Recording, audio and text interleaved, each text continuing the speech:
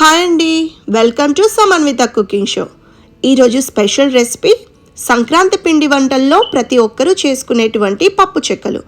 ఈ రెసిపీ సింపుల్గా ఈజీగా 1 kg బియ్య పిండితో ఏ విధంగా చేయాలో ఈరోజు చూపిస్తున్నాను. కరెక్ట్గా మెజర్మెంట్ 1 kg బియ్య పిండి తీసుకున్నాను, పొడి బియ్య పిండి ఇది.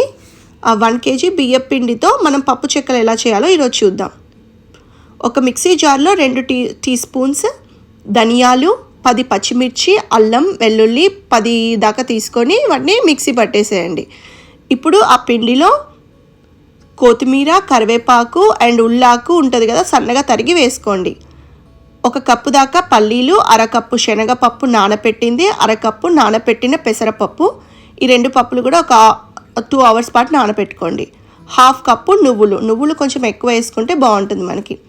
వాము 2 teaspoons, 4 teaspoons దాకా కారం, 1 teaspoon పసుపు, రుచికి సరిపోను సాల్ట్, 2 tablespoons బటర్ యాడ్ చేసి, అలాగే గ్రీన్ చిల్లీ పేస్ట్ చేసాం కదా, ఆ పచ్చిమిర్చి పేస్ట్ని యాడ్ చేసి ఒక పాత్రలో తీసుకొని బాగా మిక్స్ చేసుకోండి. పిండి మొత్తం కూడా అన్ని మసాలాలన్నీ కూడా బాగా మిక్స్ అయ్యేలాగా ముందుగా ఒకసారి మిక్స్ చేసుకొని పిండి చెక్ చేసుకోండి, సాల్ట్ సరిపోయిందా లేదా. ఒకవేళ సరిపోకపోతే కొంచెం యాడ్ చేసుకోండి సాల్ట్. ఈ స్టేజ్లోనే సాల్ట్ చెక్ చేసుకోవాలండి. తర్వాత వేడి వాటర్ తీసుకొని దాన్ని కొద్దిగా వాటర్ యాడ్ చేసుకుంటూ పిండిని కొంచెం గట్టిగా కలుపుకోవాలి. మనము ఎక్కువగా ఒకేసారి వాటర్ ఎక్కువగా యాడ్ చేసుకోకుండా కొద్దిగా యాడ్ చేసుకుంటూ పిండిని పర్ఫెక్ట్ కన్సిస్టెన్సీలో మిక్స్ చేసుకోవాలి. మనం ఇలా చేతితో టచ్ చేస్తే మనకి ఆ చేతికి అంటకుండా ఉంటుంది.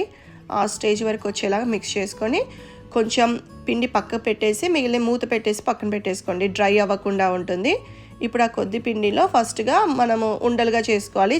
చిన్న బాల్స్ లాగా చేసుకొని వాటిని ఒత్తుకోవడానికి రెడీగా పెట్టుకోవాలి. మొత్తం ఒకేసారి చేసుకుంటే మనకి డ్రై అయిపోతుందండి, ప్రాబ్లం అయిపోతుంది. సో కొద్దిగా తీసుకుంటూ ఈ విధంగా మళ్ళీ మూత పెట్టేసేయండి. పూరి ప్రెస్ తీసుకొని దానికి కొంచెం కవర్స్ యాడ్ చేసుకోండి, పల్చగా ఉండే కవర్స్ యాడ్ చేసుకొని దానికి కొంచెం ఆయిల్ ఇలా అప్లై చేసేసి అతుక్కోకుండా ఉంటుంది.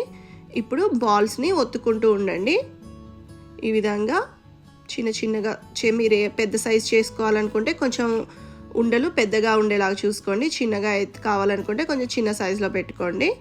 అన్నిటినీ పక్కన పెట్టేసుకొని ఇప్పుడు ఆయిల్ వేడి చేసుకోవాలి. మనం ఒక కడాయి తీసుకొని ఫ్రైకి సరిపోను ఆయిల్ యాడ్ చేసుకోండి. ఆయిల్ హీట్ అవ్వాలి, బాగా హీట్ అయ్యాకే మనము ఇవి వేసుకోవాలండి. ఆయిల్ హీట్ అయ్యాక ఒక్కొక్కటిగా వేసుకుంటూ అవి కొంచెం పైకి తేలడం స్టార్ట్ అయిన తర్వాత టర్న్ చేసుకోండి అటు ఇటు. అవి మనకి మంచి గోల్డెన్ బ్రౌన్ కలర్ వచ్చే వరకు టర్న్ అవ్వాలి, అప్పుడు క్రిస్పీగా ఉంటాయి. ఈ స్టేజ్లోకి వచ్చాక వీటిని తీసి పక్కన పెట్టేసుకోండి. Same process